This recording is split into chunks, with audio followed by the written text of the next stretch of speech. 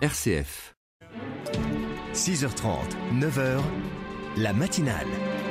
Il est 7h15 sur RCF comme promis, c'est notre expert en développement durable que nous retrouvons comme chaque lundi matin. Bonjour Eric Mutschler. Bonjour Antoine. Vous êtes récemment intervenu devant un parterre de chefs d'entreprise. Oui Antoine, il était question d'écologie et de développement durable, où l'on a trouvé mon propos culpabilisant.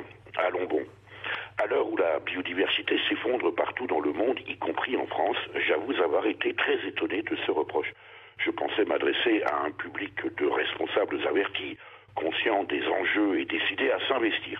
Peut-être me suis-je mal exprimé, ou alors c'est parce que j'ai du mal à prendre les chefs d'entreprise pour des enfants qu'il ne faudrait surtout pas brusquer ou heurter.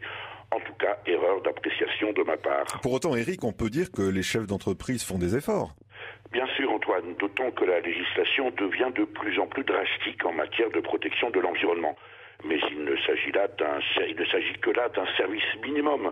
Et il me semble que c'est quand même la moindre des choses que de respecter la loi, non ? D'ailleurs, je connais des chefs d'entreprise qui ont d'ores et déjà adopté une posture volontairement pro-développement durable. Ils sont certes encore très minoritaires, mais les choses bougent.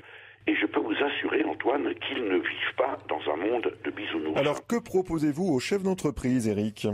D'abord, de prendre acte d'une situation qu'ils ne peuvent plus ignorer. Ensuite, de changer leur perception de l'écologie et de la considérer pour ce qu'elle est, la science de la vie, voire de la survie. Enfin, de faire preuve de créativité, d'inventivité et d'initiative. Toutes ces qualités habituellement reconnues aux chefs d'entreprise pour innover en matière d'écologie. Non plus parce qu'elle serait une contrainte coûteuse, mais parce qu'il s'agit d'un fabuleux défi, à la fois enthousiasmant sur le plan managérial, mais aussi très positif pour l'image même de l'entreprise. Alors, quelques exemples pour éclairer tout ça, Eric ? Il y a une foultitude d'actions à mener, et de la plus simple à la plus complexe. Depuis le café bio et équitable de la machine à café, en passant par une gestion écologique des abords pour les rendre propices aux insectes et aux oiseaux, des menus bio et locaux au restaurant d'entreprise, jusqu'à la mise en place d'une politique zéro déchet ou l'approvisionnement en énergie 100% renouvelable.